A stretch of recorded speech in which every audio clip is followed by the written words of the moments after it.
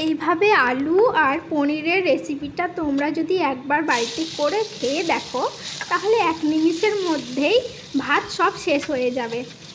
এই সবজি ছাড়া আর অন্য কিছু লাগবেই না।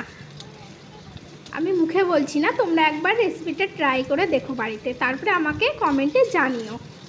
হ্যালো এভরিওয়ান, আমি টপি চলে এসেছি তোমাদের সামনে একটা নতুন রেসিপি নিয়ে। যদি আমার ভিডিও ভালো লাগে তাহলে লাইক, কমেন্ট এবং ভিডিওটা শেয়ার করে দিও।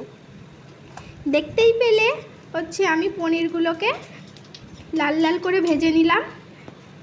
তারপর কড়াইয়ে তেল ছিল, তার মধ্যে অল্প একটু পাঁচফোড়ন আর একটা শুকনো লঙ্কা চিড়ে দিয়ে দিলাম। তারপর আমি ছোট ছোট করে আলু কেটে রেখেছিলাম, সেই আলুগুলো দিয়ে দেখো আলুগুলোকে আমি লাল লাল করে ভেজে নিচ্ছি।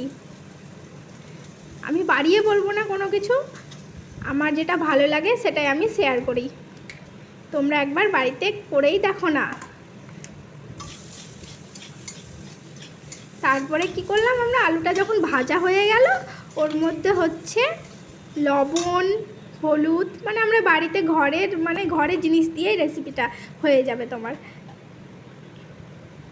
লবণ হলুদ দিয়ে আমি হচ্ছে মশলার মধ্যে হচ্ছে জিরে, একটু ধনে, তারপরে লঙ্কা, মগজ, কাজু, পোস্ত এইসব দিয়ে একটা পেস্ট বানিয়ে নিয়েছিলাম। সেই পেস্টটাই দিয়ে দিলাম, দিয়ে ভালো করে তোমরা কষাবে। মশলাটা মানে যতক্ষণ কষাতে যতক্ষণ না তেল না ছাড়ছে ততক্ষণ ভালো করে কষাবে।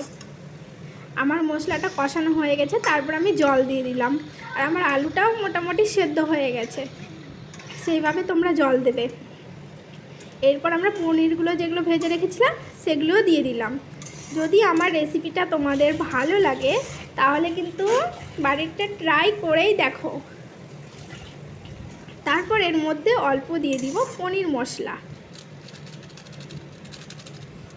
আর একটু চিনি। দেখো আমার হয়ে গেছে রান্নাটা। Tata, bye bye. আজকের মতো এইটুকুটাই।